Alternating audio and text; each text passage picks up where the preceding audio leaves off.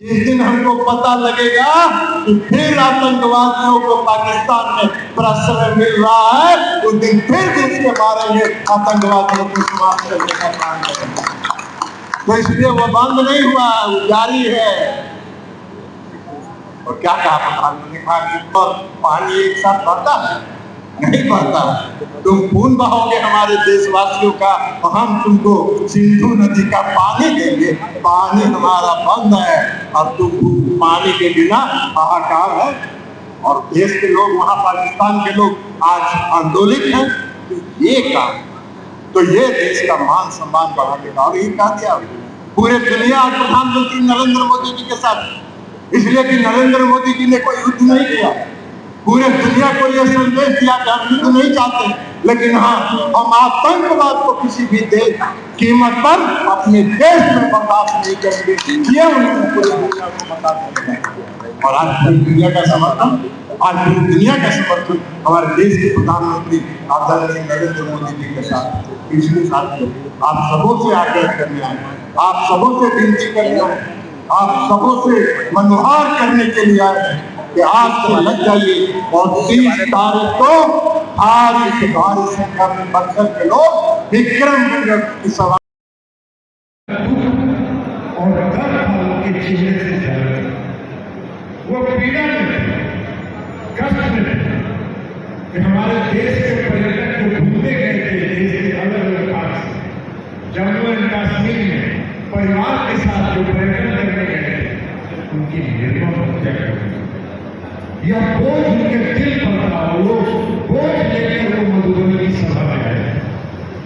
और मधुबनी की सभा में उन्होंने कहा था कि हमारी धरती में आतंकवाद फैलाकर हमारे जो निर्दोष लोगों की, जिन लोगों ने हत्या की है, हम घुस के उनको समाप्त करेंगे।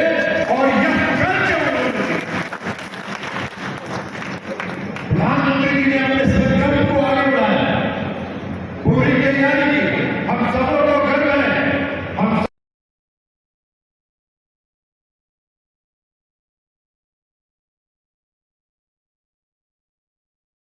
देश के वीर जवानों और हमारे देश की सेना, जिस पर भी हमें गर्व है, इन दोनों को मिलकर जो रणनीति बनाई।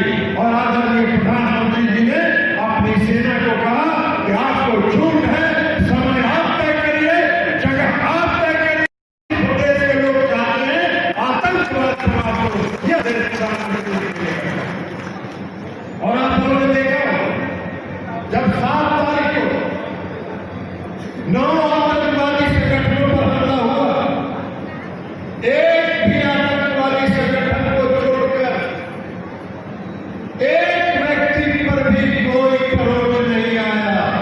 इतना सटीक, इतनी सटीक रणनीति अगर कोई बना सकता है तो हमारे देश के नेता प्रधानमंत्री नरेंद्र मोदी जी। इसलिए कि उनका संकल्प था कि हम आतंकवाद को समाप्त करेंगे। और आतंकवाद को जो पनाह दे रहे हैं, वहां हम दूसरे आतंकवादियों को मारेंगे और वहां का काम करेंगे। उसके बाद भी आप लोगों ने देखे, प्रधानमंत्री ने कभी युद्ध की घोषणा नहीं की। प्रधानमंत्री जी युद्ध को चाहते भी नहीं, लेकिन आपने देखा कि जो पड़ोसी देश के पाकिस्तान के लोग, हमने तो आतंकवाद को समाप्त किया, हमने आतंकवादी संगठनों को खत्म किया, हमने आतंकवादी संगठन के जो ट्रेनिंग कैंप थे उसको ध्वस्त करने का काम किया। पाकिस्तान ने हमारे हवाई अड्डों पर ड्रोन का हमला प्लान किया, हमारे यूनिवर्सिटीज पर ड्रोन हमले का प्लान किया।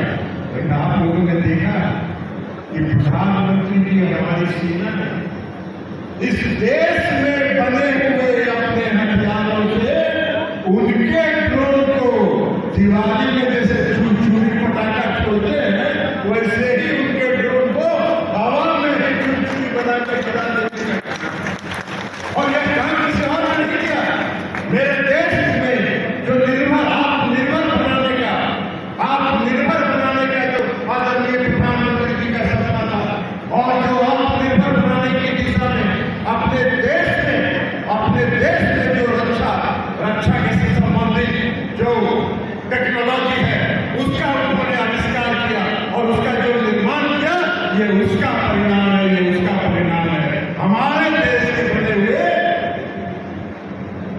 रॉकेट और मिसाइल ने चीन के और टर्की के ड्रोनों को हवा में ही चुनचुनी बना दिया। ये और वह व्यक्ति और वह प्रधानमंत्री 30 तारीख को विक्रम कर रहा है। अब जब विक्रम व्यक्ति 30 तारीख को आ रहे हैं, हम सब लोगों का क्या फर्ज है, क्या कर्तव्य हुआ, हमने के क्या फर्ज हुआ, बोले सोने के बाद की ना, अरे लेके ले जाए के बाद, सबके लेके जाए के बाद, तो सबके लेके जाए के बाद आज से तैयार हो गए। जिस तरह 22 तारीख के आतंकवादी घटना के बाद जब तक आतंकवादी संगठनों को और आतंकवादी ठिकानों को प्रधानमंत्री ने ध्वस्त नहीं किया, तब तक वो नहीं सोए।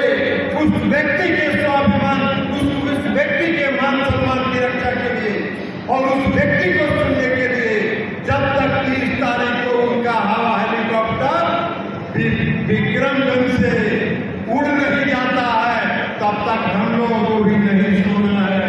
हम लोगों को भी जग के, जिसने देश के मान सम्मान के लिए 15 दिनों तक दिन और रात जग के रणनीति बनाई, उनका मान सम्मान बढ़ाने के लिए हम लोगों को विक्रम की सभा में चलना है और ऐसा कतार लगाना है, ऐसा कतार लगाना है कि बक्सर से आरा और आरा से विक्रमगंज, चाहे बक्सर से आकर बहुत रोड बन गया है।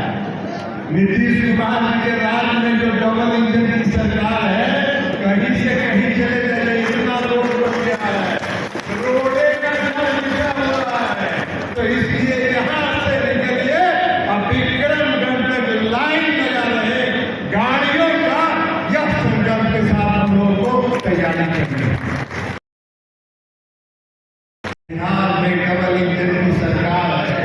देश के प्रधानमंत्री नरेंद्र मोदी जी, जिन्होंने देश का मान सम्मान पूरी दुनिया में बढ़ाया, और बिहार के मुख्यमंत्री नीतीश कुमार जी ने, जिन्होंने विकास की इतनी लंबी गतिविधि दिया है कि आने वाले 25-30 साल में कोई उसका मुकाबला नहीं कर सकता है। चाहे वो रोड हो, बिजली हो, सड़क हो, गांव का सड़क हो, अस्पताल हो, हर क्षेत्र में उन्होंने काम करने के लिए और जो महिला सशक्तिकरण के लिए उन्होंने काम किया। आज मालूम है आपको कि जीविका दीदियों की संख्या कितना है? कितना है? 1,32,00,000 जीविका दीदियों की संख्या है पूरे बिहार। 1,32,00,000 ग्रामीण महिलाओं को उन्होंने जीविका से सहायता के साथ जोड़ने का काम किया है और उनको सशक्त करने का काम मुख्यमंत्री नीतीश कुमार जी कर रहे हैं। 35% आरक्षण उन्होंने सरकारी नौकरियों में महिलाओं को दिया है। 50% आरक्षण उन्होंने पंचायती राज व्यवस्था में दिया है और 2012 से बिहार पुलिस सेवा में 33% आरक्षण है। और बिहार एकमात्र ऐसा राज्य है जो पूरे दुनिया के, पूरे देश में सबसे ज्यादा महिलाएं अगर बिहार पुलिस सेवा में है तो बिहार में है। आज लगभग 30,000 महिलाएं बिहार की पुलिस सेवा में है। तो पहले कहीं राजनीति के राज में और रावणी जी के राज में बिजली था, अरे बिजली था बक्सर में कहीं? आज गांव बिजली है कि नहीं है? आज घर बिजली है कि नहीं है? आज गांव में रोड का जाल बिछा है कि नहीं बिछा है? सब काम उन्होंने किया। तो डबल इंजन की सरकार यही कर, प्रधानमंत्री नरेंद्र मोदी जी ने देश का मान सम्मान पूरी दुनिया में बढ़ाया और बिहार के मुख्यमंत्री नीतीश कुमार जी ने बिहारियों का मान सम्मान पूरी दुनिया में बढ़ाया। हमको याद है लालू जी के और राबड़ी जी के राज में कभी कोई बाहर जाता था, गलती से कह देता था कि हम बिहार से आए, तो लोग कहता है ठीक है ठीक है आए हैं विरासत आइए, क्यों की नजर से लेते हैं। इसलिए कि लालू जी के और लालू जी के राज में अपहरण का उद्योग चलता था। 7 बजे शाम के बाद कोई माँ अपने घर से नहीं निकलना चाहती थी। स्कूल का कहीं बिल्डिंग नहीं था। नीतीश कुमार जी के राज में स्कूल का बिल्डिंग बना। पहले लोग कहते थे कि गांव में शिक्षा की कमी थी, लाखों की शिक्षकों की गिनती नीतीश कुमार जी ने किया है लोक सेवा आयोग के माध्यम से। तो अब स्कूल भी हो गया, अस्पताल भी हो गया और काम भी नहीं करता। तो इसीलिए डबल इंजन की सरकार और प्रधानमंत्री जी की पिछले 2 साल का बजट आप लोगों ने देखा हो।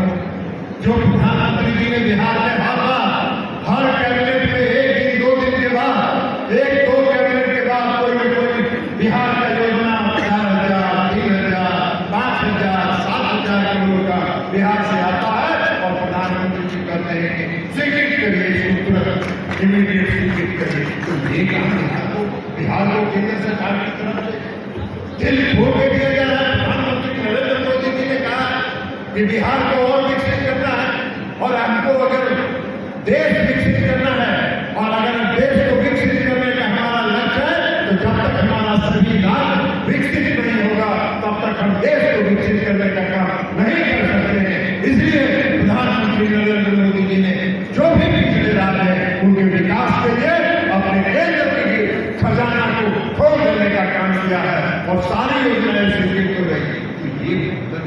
तो ये हमारे देश का मान सम्मान और स्वाभिमान बढ़ाने वाले आदरणीय प्रधानमंत्री नरेंद्र मोदी जी 30 तारीख को हम सब लोगों का कर्तव्य है। हम